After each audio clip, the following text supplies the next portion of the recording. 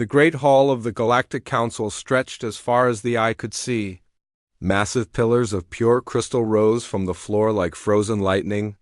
The walls glowed with soft blue light that came from nowhere and everywhere at once. This was Nexus Prime, the meeting place for the most powerful beings in the galaxy. Captain Hyun-Woo Kim stood at the edge of the human section, looking up at the towering aliens around him. His simple black uniform looked plain next to the shimmering robes and glowing armor of the other species. He felt like a child who had wandered into a meeting of giants. "Look at them," whispered Commander Nari Lee, standing beside him. "They act like we don't even exist." She was right.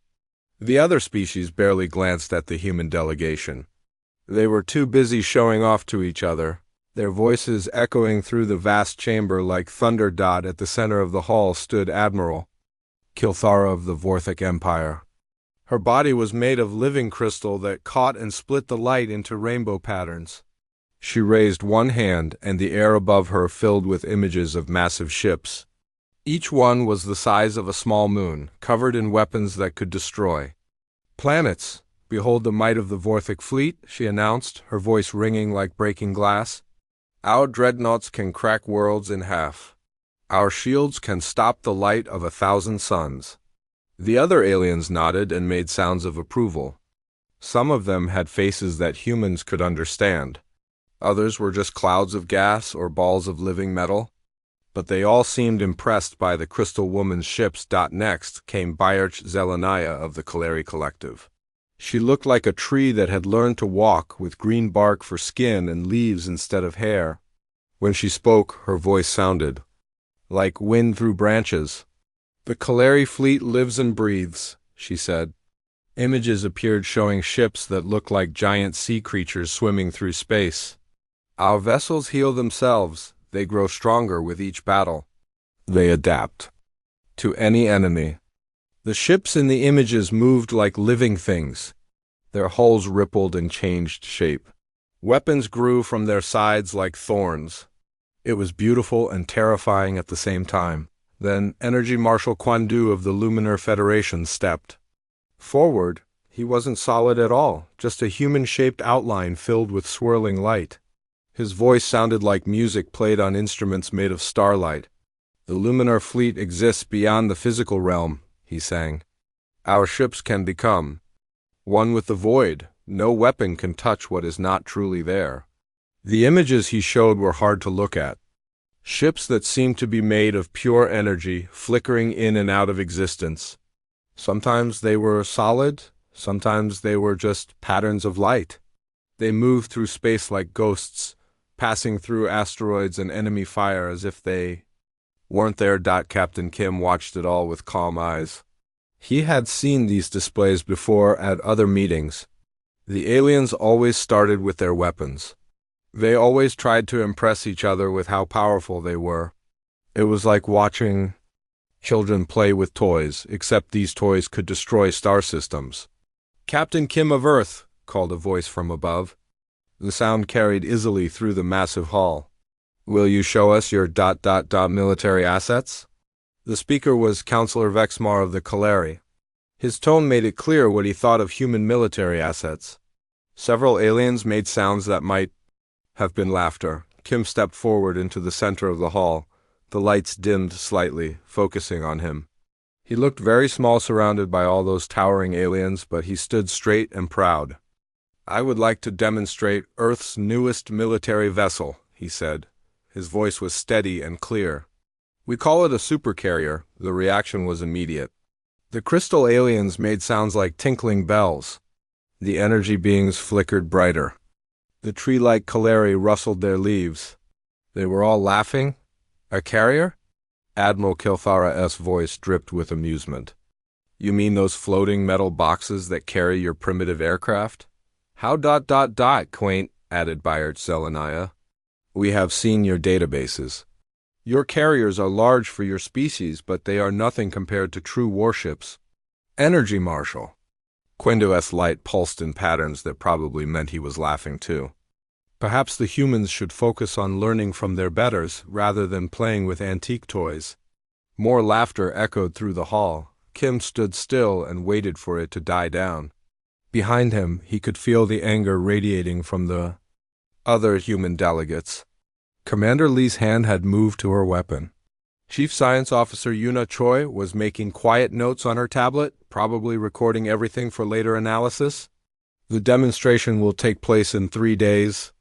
Kim continued as if nothing had happened. At the edge of the Nexus system, coordinates will be provided to all interested parties. Interested parties? Counselor Vexmar's bark-like face twisted into what might have been a smile. Captain Kim, I think you misunderstand. We are not interested in your demonstration. We are is by it. Nevertheless, Kim said, the demonstration will proceed as scheduled. Whether you choose to observe or not is your decision. He turned and walked back to his delegation without another word. The aliens continued their displays, already dismissing the humans from their thoughts. But Kim noticed something they might have missed. A few of the younger aliens were watching the human section with something that looked like curiosity. Admiral Ji-hoon Park, the senior human representative, leaned over to whisper in Kim's ear. Are you sure about this? They're going to expect something impressive. Kim smiled, but it was a cold smile that didn't reach his eyes. Oh, they'll get something impressive. They just don't know what impressive really means yet. As the council session continued, the aliens went back to their competitions. They showed off bigger weapons, stronger shields, faster ships. Each one tried to prove they were the most advanced, the most powerful, the most worthy of respect. The humans sat quietly and watched. They took notes. They recorded everything, and they waited. 3 days would pass quickly. Soon, the galaxy would learn that sometimes the smallest voice in the room has the most important thing to say. And sometimes the species that everyone ignores is the one that changes everything. But for now, the aliens laughed and played their games, never knowing that their entire understanding of the universe was about to be turned upside down. The meeting ended with the usual ceremonies. The aliens filed out in their grand formations, their ships leaving trails of light and energy across the star-filled sky. The humans left last, in their simple transport vessel that looked like a toy compared to the alien fleet. But Captain Kim wasn't worried. In 3 days, everything would change. The galaxy was about to learn what humans could really do when they put their minds to it, and it was going to be a lesson none of them would ever forget. 3 days had passed since the council meeting. The edge of the Nexus system buzzed with activity as dozens of alien fleets gathered to watch the human demonstration. They came not because they expected to see something impressive, but because they wanted to laugh. Admiral Ji-hoon Park stood on the bridge of the human diplomatic ship Seoul Dawn. Through the wide view screen, he could see the massive alien vessels spread across space like a festival of lights. Each fleet tried to outdo the others with their grand displays. The Vorthak ships looked like floating cities made of crystal. They caught the light from the nearby star and threw it back in brilliant rainbow patterns. Some of them were so large. They had their own gravity, pulling small asteroids into orbit around them. Look at them showing off, muttered Commander Nari Lee from her position at the tactical station. They're like children with new toys. Park nodded but said nothing. He was watching the Kalari bioships swimming through space like giant whales. Their living hulls rippled and changed color, and small fighter craft darted around them like schools of fish. Beautiful, but deadly. The luminar fleet was hardest to see. Their energy ships flickered in and out of view, sometimes solid, sometimes just patterns of light against the stars. They moved in perfect formation like a dance performed by ghosts. Admiral, called Chief Science Officer Yuna Choi from her station. I'm picking up communications between the alien fleets. They single quotes, taking bets. Bets? Park raised an eyebrow. On how badly our demonstration will fail, Choi explained. The Vorthak are betting we'll show them a ship smaller than their shuttlecraft. The Kalari think we'll bring an old cargo hauler and call it a warship. Lee snorted. Let them bet. They're in for a surprise.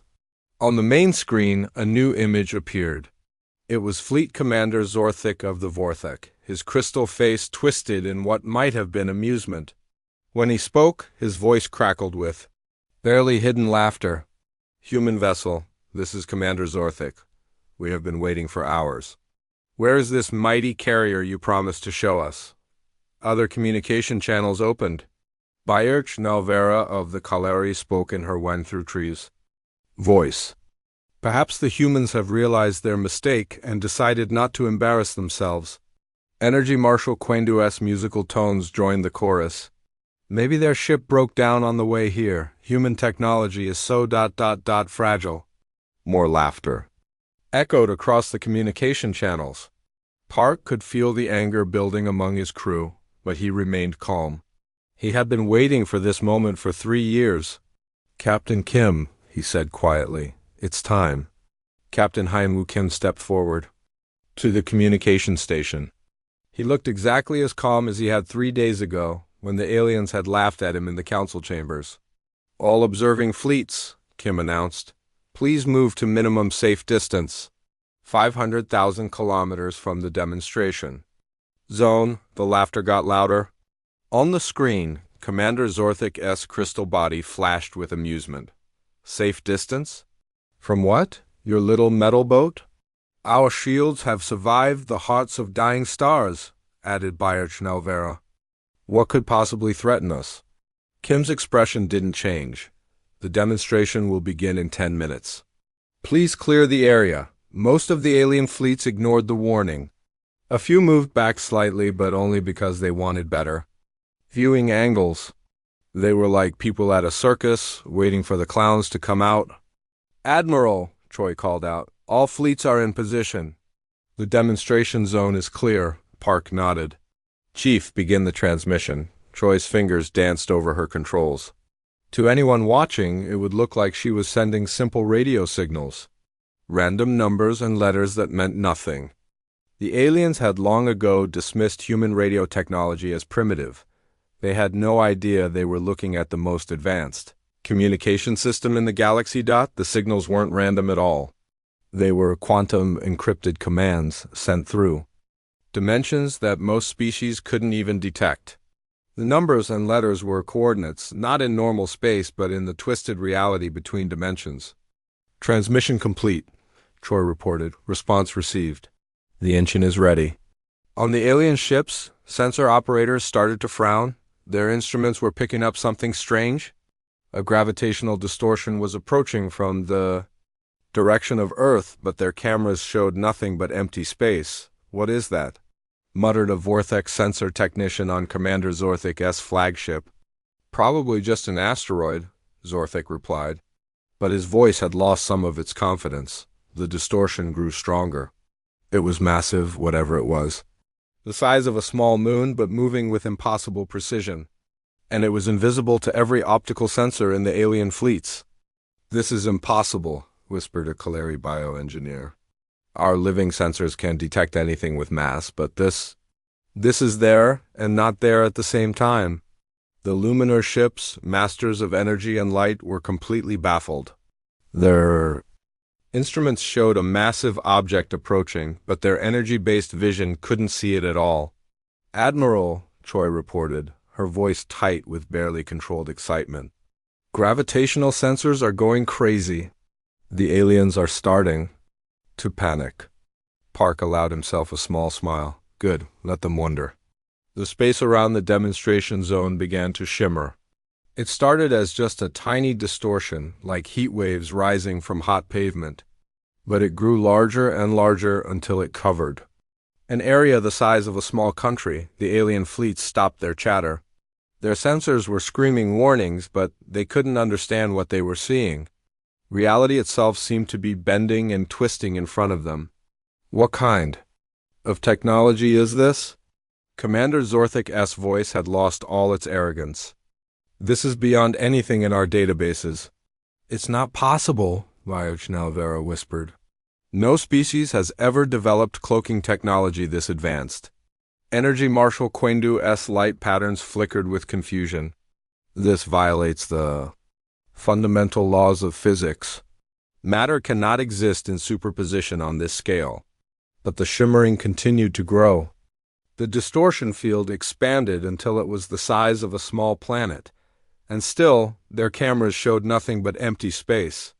"Admiral," Choi called out. "The engine is beginning final approach, to cloak in 30 seconds. Park stood straighter.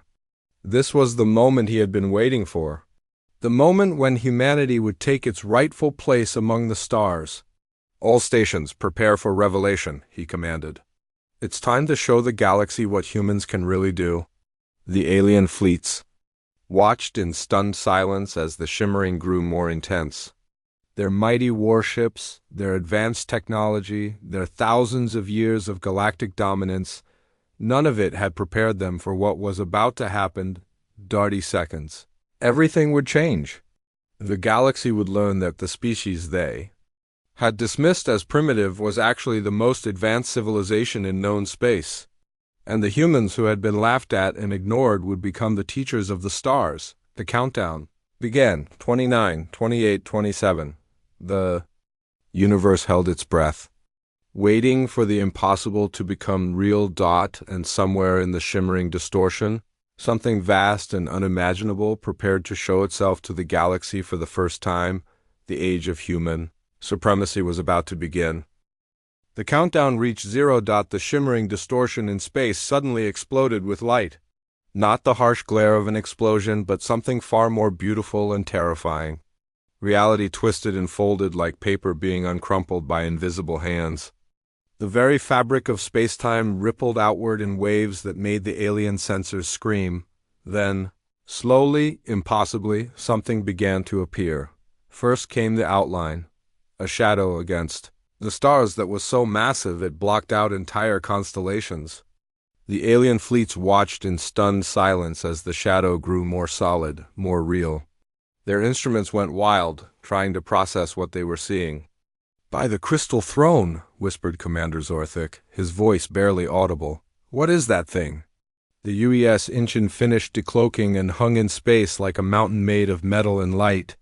It was over 50 kilometers long, wider than most moons, and covered in weapon systems that didn't match any known technology. The ship's hull seemed to bend light around it, creating patterns that hurt to look at directly. The alien fleets, with all their mighty warships and advanced technology, suddenly felt very, very small.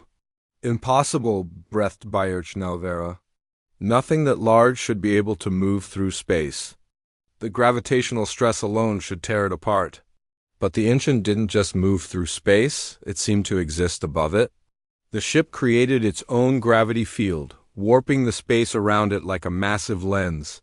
Stars in the background appeared twisted and distorted, as if seen through deep water. Energy Marshal Quendu's light patterns flickered rapidly, a sign of extreme distress among his people. "This violates every law of physics we know. How is it possible?" Captain Du Yan Han's voice came across the communication channels, calm and professional. "This is Captain Han of the United Earthship engine. We apologize for the delay. Quantum displacement takes time to calibrate properly." The alien fleets were too shocked to respond.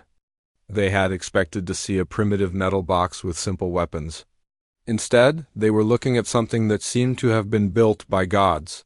"Captain Han," Admiral Park's voice came from the Sol Dawn. "Please proceed with the demonstration." "Understood." "Admiral, beginning launch operations." The engine's hull began to change. Massive sections that looked like solid metal suddenly became transparent, revealing the ship's interior. The aliens could see corridors and chambers that stretched for kilometers, filled with technology they couldn't identify, but what came next made their instruments go completely insane. Launch bays opened along the carrier's sides, not a few, but hundreds of them. Each bay was the size of a small space station, and from each one, something began to emerge. The first fighters to launch looked almost normal until they started to move. They didn't fly through space like ordinary ships. They flickered in and out of existence, appearing in one place and instantly materializing somewhere else. "Those craft are teleporting," gasped a Vorthak scientist. "But that's impossible. Teleportation requires massive energy expenditure. Nothing that small could carry the necessary power source." More fighters launched, and the aliens realized they weren't seeing teleportation at all. They were seeing something far more advanced. The human fighters existed in multiple dimensions at once, phasing between realities like ghosts. Wing Commander Teho Shin's voice came across the radio. Alpha Squadron, Delta Squadron, prepare for formation flight. Let's show our guests what human engineering can do. The small craft began to move in patterns that made the alien observers feel dizzy. They seemed to occupy multiple positions at the same time, leaving trails of light that formed impossible geometric shapes in space. "They're not just fast," whispered a Kaleri bioengineer. "They're existing in quantum superposition. Each fighter is in several places at once." The demonstration continued as more squadrons launched. Hundreds, then thousands of the quantum fighters filled the space around the Inchin. They moved like a school of fish made of light and possibility, each one impossible to track or target. "Commander." Zorthik tried to lock his weapons onto one of the human fighters, just to see if it was possible. His targeting system couldn't even register the craft as a solid object. According to his instruments, he was trying to shoot at something that was both there and not there. "This is beyond our technology," he admitted, his crystal voice cracking with strain. "This is beyond anyone's technology." Captain Han's voice came across the channels again. "Weapon systems test. All squadrons, prepare for targeting demonstration." The human fighters suddenly stopped their chaotic dance and formed perfect lines. Each one aimed at a different piece of space debris, old asteroids and chunks of rock that had been floating in the system for millions of years. "Fire," commanded Wing Commander Shin. The weapons the fighters used didn't look like anything the aliens had ever seen. Instead of energy beams or projectiles, they fired something that looked like small tears in reality itself. The tears traveled through space and touched the target asteroids. The rocks didn't explode. They didn't melt or vaporize, they simply stopped existing. "What kind of weapons are those?" Energy Marshal Quendu's voice was high with panic. "They're not destroying the targets. They're removing them from reality." Chief Science Officer Yuna Choi's voice came from the Soldan. "Quantum deletion torpedoes. They target specific probability states and eliminate them from the quantum field. The asteroids aren't destroyed. They never existed in the first place." The alien fleets were silent. They had run out of words to describe what they were seeing. Their most advanced scientists couldn't even begin to understand the technology being demonstrated, but the Inchin wasn't finished showing off. The massive carrier began to change again. Its hull started to glow with an inner light that seemed to come from everywhere and nowhere. The ship's outline became fuzzy, as if it was being viewed through fog. "Beginning temporal displacement," Captain Han announced. "Please observe carefully." The Inchin began to exist in multiple time streams. At once, the alien observers could see the ship in the present, but also ghostly images of it in the past and future. It was fighting battles that hadn't happened yet, and remembering victories from timelines that might never be. "It's operating across multiple realities," whispered a luminar physicist. "That ship is fighting in parallel dimensions." The demonstration reached its climax as the Inchin performed what Captain Han called a reality anchor. The space around the carrier suddenly became more real than the rest of the universe. Stars looked brighter, colors were more vivid, and the laws of physics became absolute and unbreakable. "Quantum field stabilized," Han reported. "We have created a pocket of absolute reality in a region of space previously subject to quantum uncertainty." The alien fleets finally understood what they were looking at.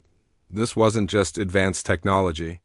This was technology so far beyond their understanding that it might as well be magic. The humans hadn't just built a better ship. They had learned to manipulate the fundamental forces that controlled reality itself. "How?" Commander Zorthik's voice was barely a whisper. "How is this possible?" Captain Kim's calm voice answered from the Soldan. "We learned to think differently. While you were building bigger guns and stronger shields, we were studying the nature of existence itself. We discovered that reality is much more flexible than most people believe." The demonstration ended, but the effects would last forever. The alien fleets that had come to laugh at primitive humans now found themselves in the presence of beings who could rewrite the laws of physics. The galaxy had just learned that the species they had dismissed as backward children were actually the most advanced civilization in known space. And there was no going back from that knowledge. The age of human dominance had begun with a whisper, not a roar. But sometimes the quietest voices carry the most revolutionary truths. 2 hours after the demonstration ended, the alien fleets still hung in space like frozen statues. Their mighty warships looked like toys next to the UES Incheon. The massive human carrier had stopped its reality-bending display, but it still glowed with an inner light that made the stars around it look dim. Commander Zorthik sat in his crystal throne aboard the Vortex flagship. Crystal Storm. His crystalline body flickered with confused light patterns. For the first time in his 300-year military career, he didn't know what to do. "Sir," called his science officer, a younger Vorthik named Velkris, "our analysis computers have been running for 2 hours. They can't process what we just saw." "What do you mean?" Zorthik asked. "The human technology doesn't follow any known scientific principles. Our computers keep giving error messages. According to our data, what we saw is impossible." Zorthik nodded slowly. He had been thinking the same thing. The Vorthik Empire had ruled space for over 10,000 years. Their crystal-based technology was the most advanced in the galaxy. But compared to what the humans had just shown, they were children playing with rocks on the Kaleri bioship Living Garden. Chief Scientist Velkara was having similar problems. Her organic computers, grown from modified brain tissue, were actually getting sick trying to understand the human technology. "The quantum patterns hurt to think about," she told Bayerch Nalvera. "Our biocomputers evolved to process normal reality. This human technology exists outside normal reality." The Luminar Federation ships were having the worst time of all. As beings of pure energy, they prided themselves on understanding the fundamental forces of the universe. But the human technology used forces they had never seen before. Energy. Marshal Quindo's light flickered weakly as he tried to make sense of the data. "We have studied energy and matter for 50,000 years, he said to his science team. "We know every particle, every wave, every field that exists. But these humans are using something else entirely." A communication signal came from the human diplomatic ship. Captain Kim's calm voice filled the alien command bridges. "Representatives of the Galactic Council," he said. "Admiral Zorthik of the Vorthik Empire is invited to board the Incheon for a personal tour. We believe a closer look might answer some of your questions." Zorthik's first instinct was to refuse. The idea of boarding an alien ship, especially one with such impossible technology, went against all military protocol. But his curiosity was stronger than his fear. "I will come," he announced, "but I want full sensor records of everything." An hour later, Zorthik found himself in a small shuttle approaching the Incheon. As his craft got closer, he realized just how massive the human ship really was. His shuttle was the size of a building, but next to the carrier, it looked like a grain of sand. The Incheon's hull wasn't made of any metal, he recognized. It seemed to shift and change as he watched, sometimes solid, sometimes translucent. Patterns of light flowed across its surface like living things.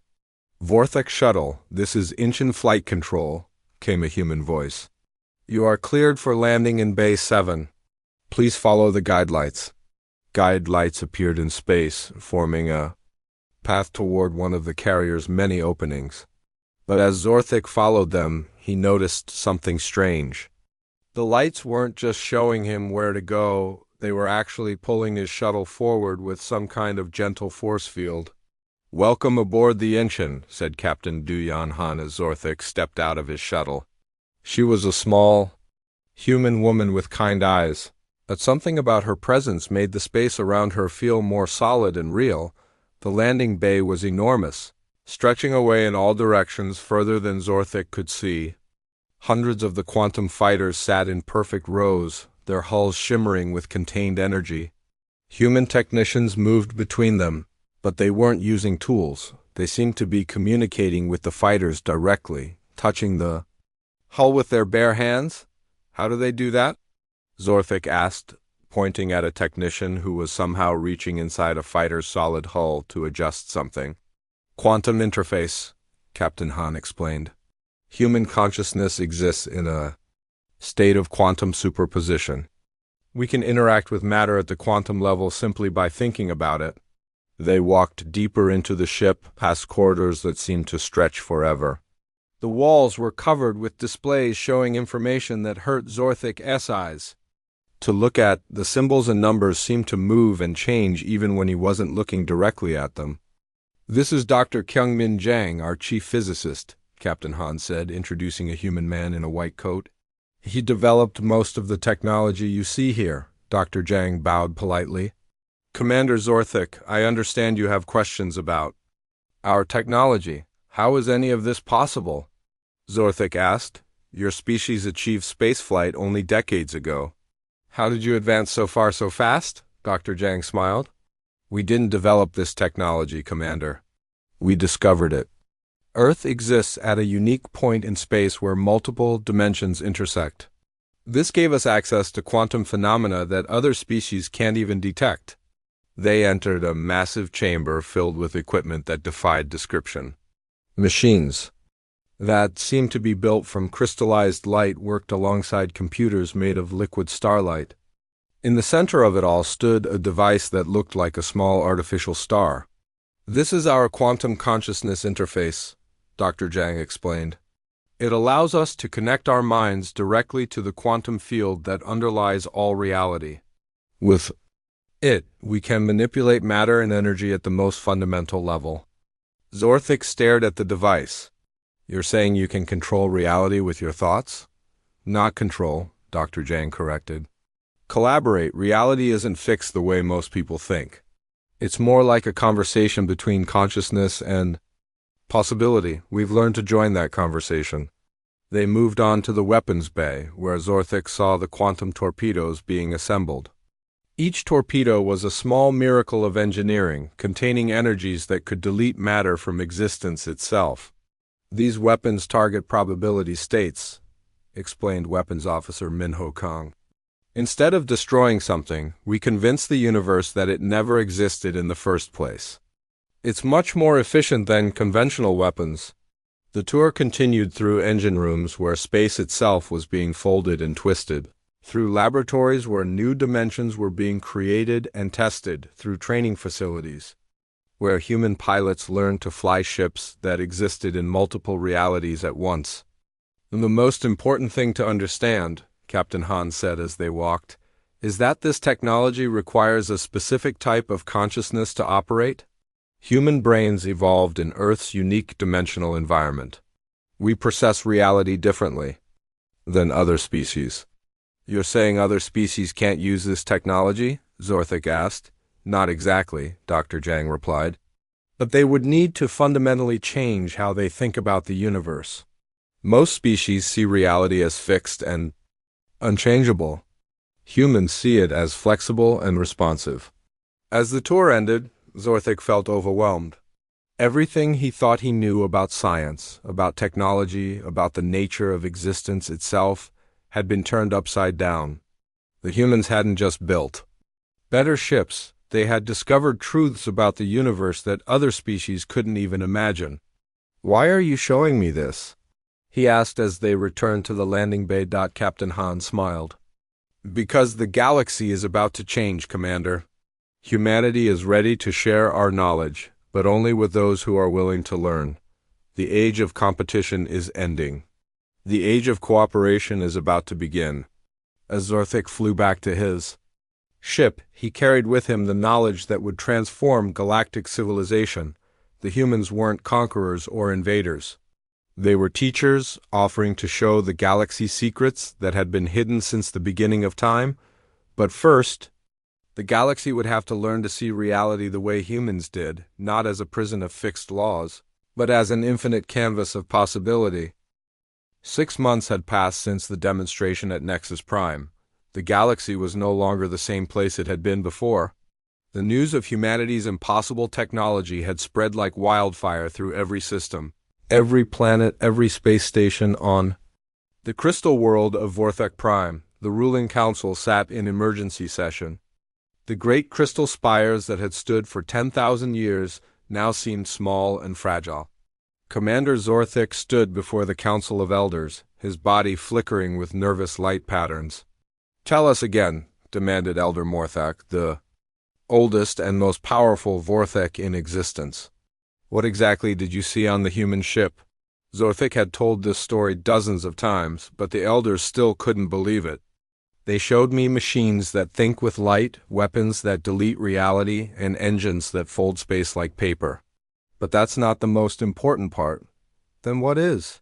asked Elder Kelthara. "They offered to teach us," Zorthik said quietly. "The humans want to share their technology. They want to help us become better than we are." The crystal elders buzzed with confused harmonics. For 10,000 years, the Vorthek had believed they were the most advanced species in the galaxy. The idea that someone else could teach them was almost impossible to accept. "What do they want in return?" asked Elder Morthek suspiciously. "Nothing," Zorthik replied. "They just want cooperation instead of competition. They want all species to work together." Across the galaxy, similar conversations were happening on every major world. The Kaleri Collective had called together their greatest bioscientists to study the data from the human demonstration. The living computers that ran their civilization were actually evolving, trying to adapt to concepts they had never encountered before. Bayerch Nalvera stood in the center of the great garden, surrounded by towering tree computers whose branches glowed with bioelectric thought patterns. These living machines had guided Kaleri civilization for 50,000 years, but now they were struggling to understand new ideas. "The human technology doesn't work the way we expected," she told the assembled scientists. "It's not just advanced engineering, it's a completely different way of thinking about existence." One of the younger bioscientists, a tree being named Veltara, rustled her leaves nervously. "The living computers are asking strange questions. They want to know if reality is truly real or if it's just something we imagine." "That's exactly what the humans are teaching," Nalvera explained. "They see reality as something that can be changed by thought and intention. Our biocomputers are trying to evolve this same ability." In the energy realms of the Luminar Federation, the situation was even more dramatic.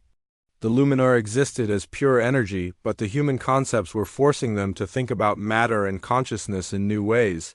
Energy Marshal Quaindu floated in the void between stars, his light form pulsing with complex patterns. Around him, thousands of other Luminar gathered to share thoughts and experiences. They were trying to understand how beings made of solid matter could manipulate reality better than creatures of pure energy. "We have been wrong about everything," Quendu announced to the gathering. "We thought that becoming energy made us more advanced.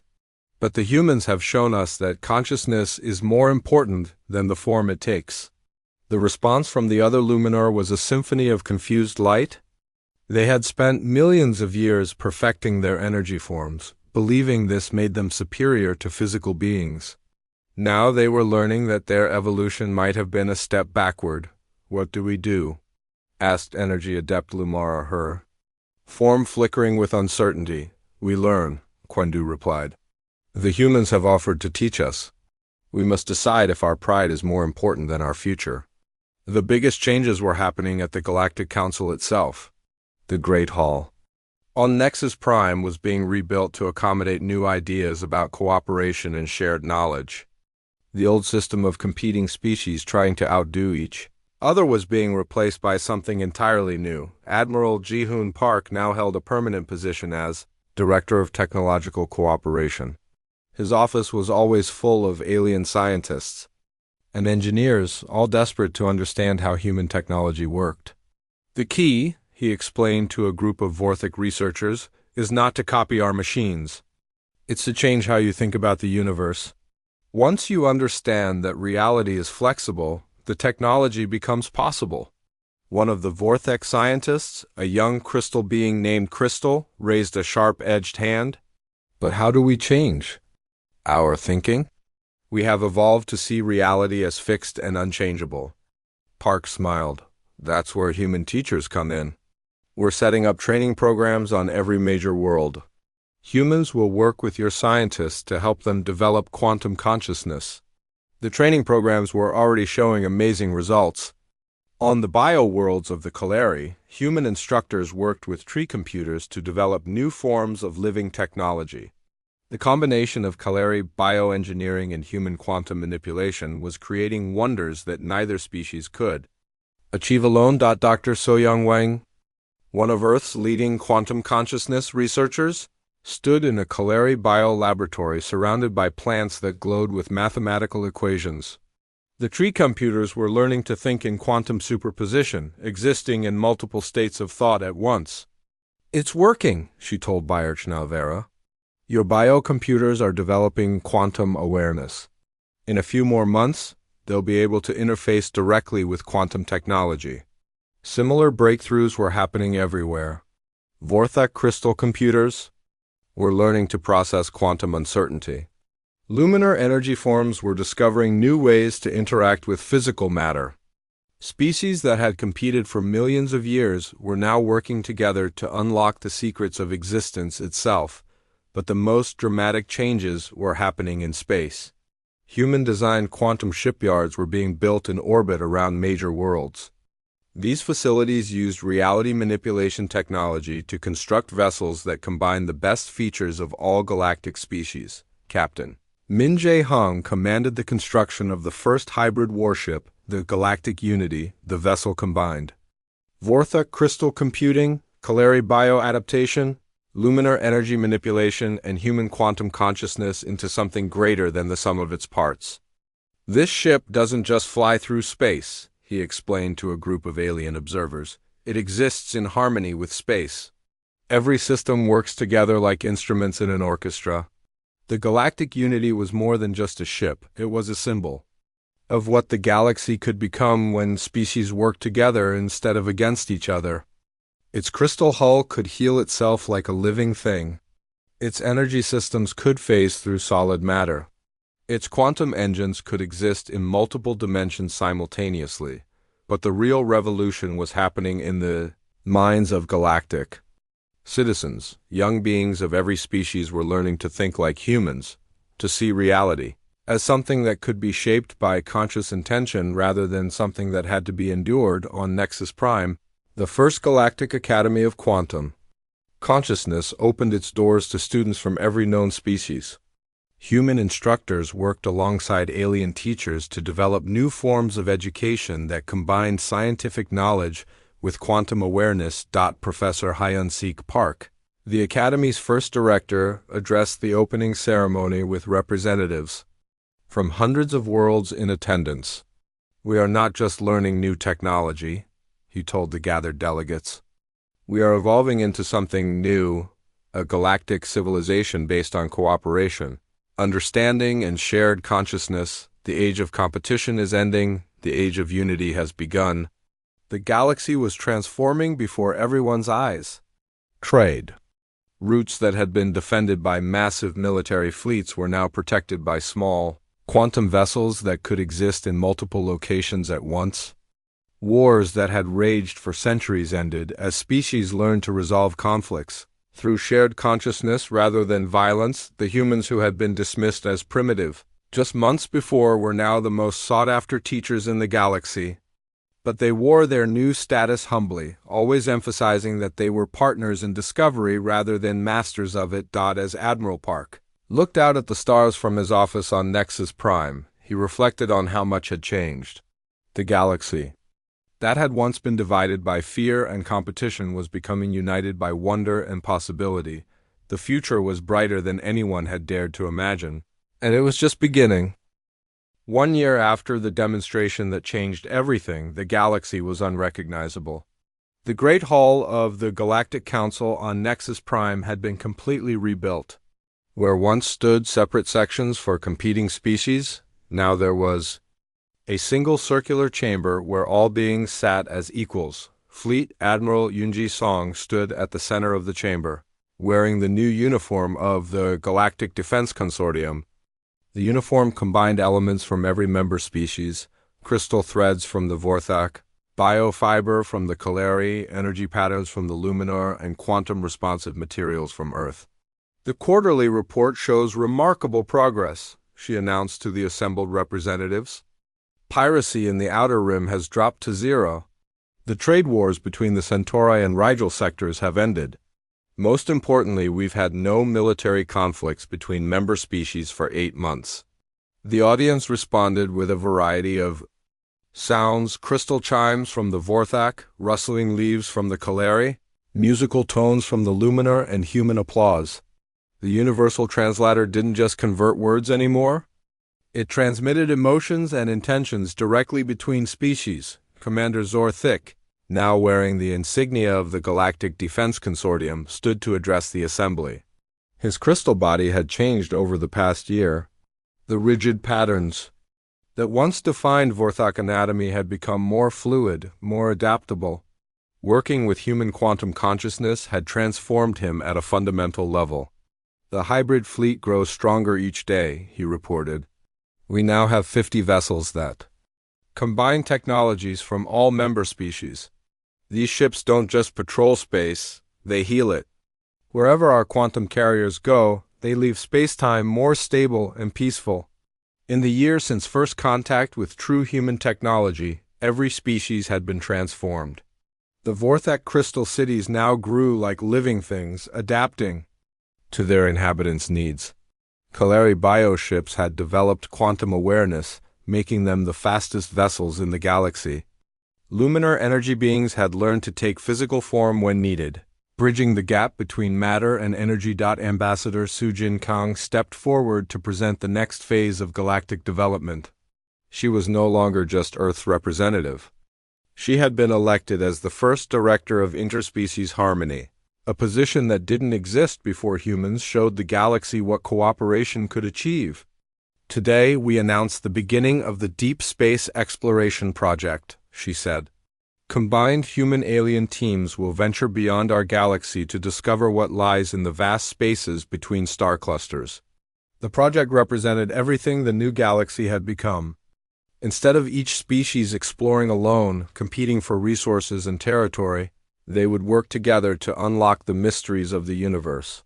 Human quantum consciousness would guide the missions, while alien technologies would provide the tools needed for such vast journeys. Dr. Sung-Ho Lee, now head of the Galactic Science Consortium, explained the technical details. Our quantum carriers can create stable wormholes between galaxies.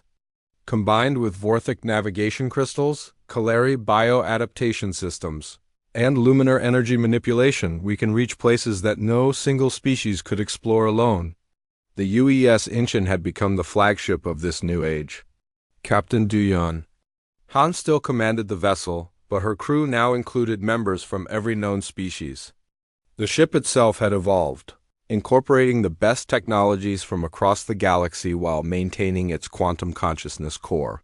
The Incheon is no longer just a human ship, Captain Han explained to a group of visiting students from the Galactic Academy. It's become something new, a vessel that represents the unified consciousness of our entire galactic community. The students, representing dozens of different species, listened with rapt attention. Many of them were hybrids, not genetically but consciously. They had learned to think in ways that combined the logic of the Vorthak, the organic awareness of the Calari, the energy sensitivity of the Luminar, and the quantum flexibility of humans. One student, a young Vorthak named Crystal, whose crystal body shimmered with bioelectric patterns learned from the Calari, raised her hand. Captain Han, is it true that the ship can exist in multiple galaxies at once? Captain Han smiled. Would you like to see for yourself? She led the students to the ship's quantum observation deck, where reality became visible in ways that still amazed even experienced crew members. Through the transparent walls, they could see not just the space around Nexus Prime, but glimpses of distant galaxies, parallel dimensions, and possible futures. The ship exists in quantum superposition across multiple realities, Han explained. We're here, but we're also exploring the Andromeda Galaxy, mapping the quantum structure of the Magellanic Clouds, and investigating strange signals from beyond the known universe. As if summoned by her words, alerts began sounding throughout the ship, not alarm signals but the harmonious tones that indicated a major discovery. Chief Science Officer Yuna Troy's voice came over the communication system. "Captain, we're detecting something unprecedented at the edge of the quantum observation field. It's massive, intelligent, and unlike anything in our databases." The students and crew gathered around the main display as data flowed in from sensors that existed in multiple dimensions simultaneously. What they saw made even the quantum-adapted minds struggle to comprehend. Something was approaching from beyond the galaxy's edge, not a ship or a fleet, but what appeared to be an entire civilization that existed between the spaces of normal reality. The entity, if it could be called that, spanned light years and seemed to be made of pure consciousness structured like a vast living thought. "First contact protocols," Captain Han ordered calmly. "Ambassador Kang, please prepare a welcome message using all available communication methods."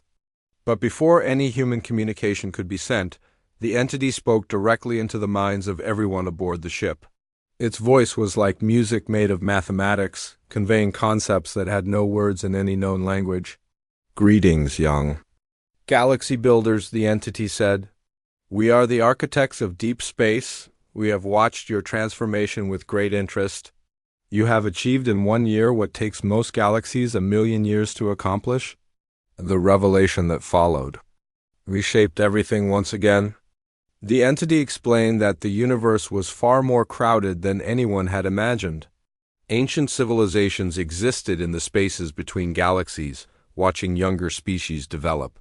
Most never progressed beyond competition and war. But occasionally, a galaxy learned the secret of true cooperation. Your species called humans discovered the key, the entity continued. Not through technology, but through consciousness. You learned that reality responds to unified intention. This is the first step toward joining the greater cosmic community. The students on the observation deck watched in wonder as the entity showed them visions of the broader universe, galaxies where entire civilizations worked as single organisms, nebulae that had been transformed into living artworks, and technologies that made human quantum manipulation look like a child's first steps. "We offer you guidance as you take your next steps," the entity said. "The galaxy you have unified is ready to become part of something infinitely larger. But the choice, as always, must be yours."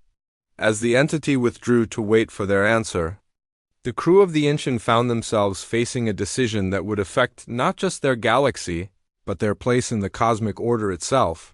Captain Han looked around at her diverse crew, humans, Vorthak, Kaleri, Luminar, and dozens of other species, all working together with minds linked by quantum consciousness. A year ago, they had been separate species competing for dominance. Now they were something new entirely. "Well," she said with a smile that was reflected in the bioluminescent patterns of her Kaleri crewmates and the crystal harmonics of her Vorthak officers, "I think we're ready for the next adventure." The galaxy that had once been divided by fear and competition now stood united at the threshold of cosmic citizenship. The humans who had been dismissed as primitive had become the teachers who showed everyone the path to transcendence, and in the vast spaces between the stars, ancient civilizations waited to welcome their newest siblings into the infinite family of consciousness that spanned the universe itself. The age of human leadership had evolved into something far greater, the age of universal harmony, where every voice mattered and every species contributed to the symphony of existence. The universe was vast and full of wonders, and they had only just begun to explore its infinite possibilities.